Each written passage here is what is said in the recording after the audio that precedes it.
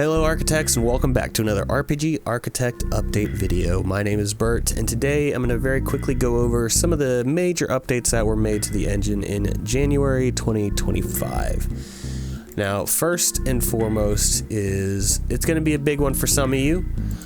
For me, it was not so much, but I mean, it's a big deal. It is a big deal.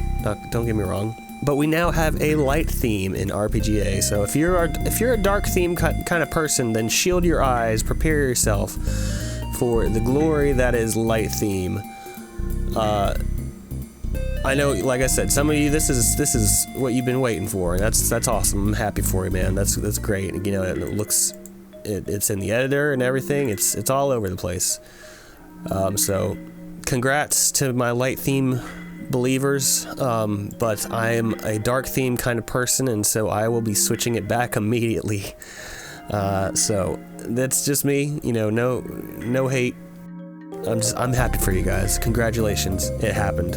Another thing that happened, and you may have noticed already, is that the database, the visuals have been updated, and I kind of touched on this a little bit in my recent tutorial, but there's now a minimize button for your database entries over here, so you can start, you know, you can select your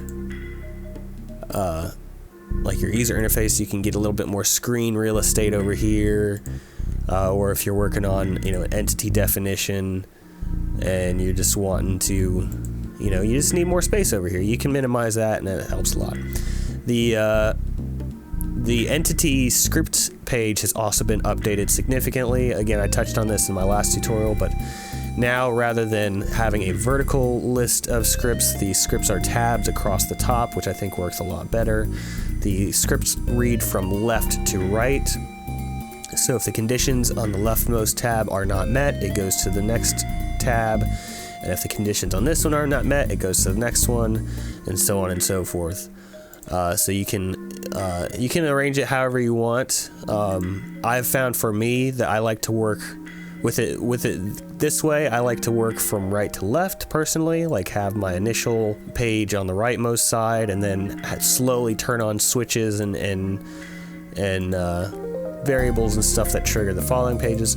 That's my thinking right now, and I'm sure, you know, a year from now I'll realize the error of my ways, but it is what it is.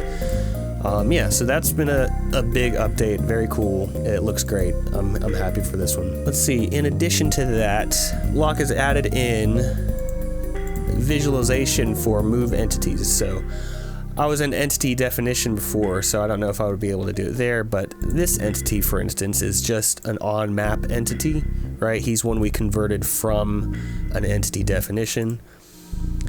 So all that to say, if we go to entities, move entity, and we try to set the path of this guy, then now we have this very cool visualization. We're moving this guy, so if I start adding in steps, we can see exactly where this guy will walk. That's so cool. I didn't really even know this was a thing that he was working on or had been requested. But yeah, that's awesome. So you can just have him walk around. I don't know what that shape is. Yeah, so that's cool. That was a big one, I'm sure, for him to add in.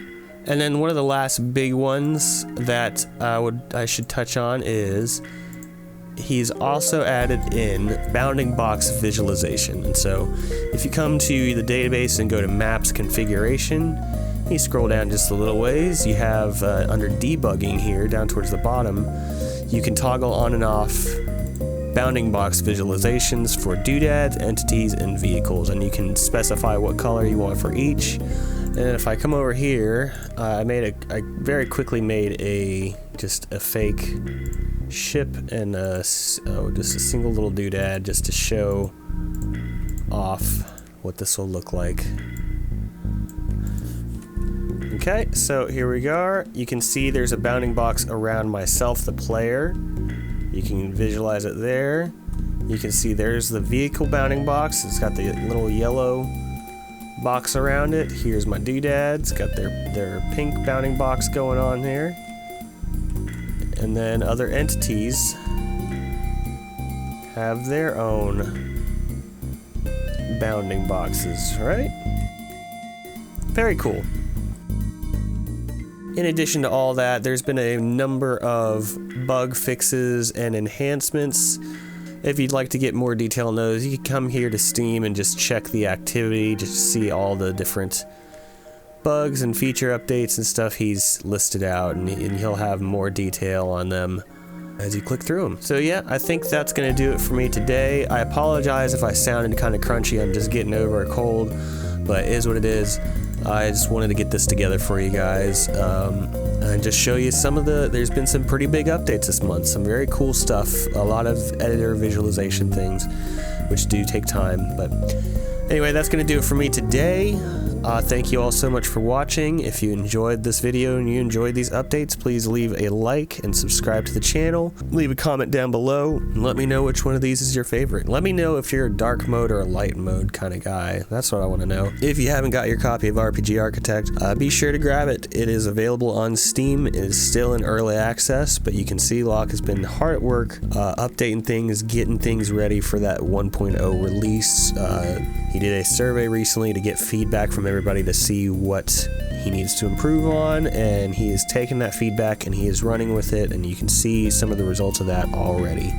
So thank you guys for letting us know your thoughts on that. If you enjoy my commentary, if you enjoy the music you heard in this video, please consider supporting me on patreon.com/bitbybitsound. You get access to hundreds of songs, they're royalty free, you can use them in your games or your project, your videos, whatever you feel like, and it is much appreciated.